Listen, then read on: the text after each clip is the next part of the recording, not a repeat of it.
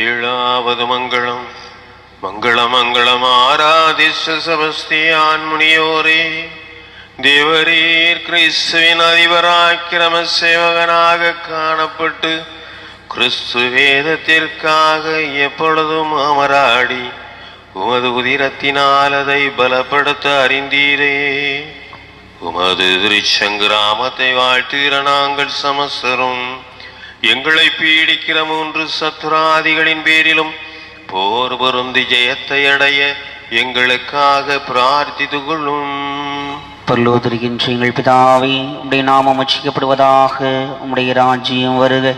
உம்முடைய சித்தம் பரலோகத்தில் செய்யப்படுவது போல பூலோகத்திலும் செய்யப்படுவதாக.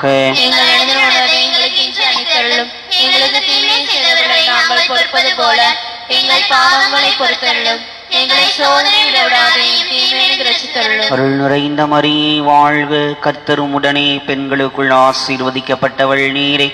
உம்முடைய திருவயிற்றின் கனியாகிய இயேசுவும் ஆசீர்வதிக்கப்பட்டவரே.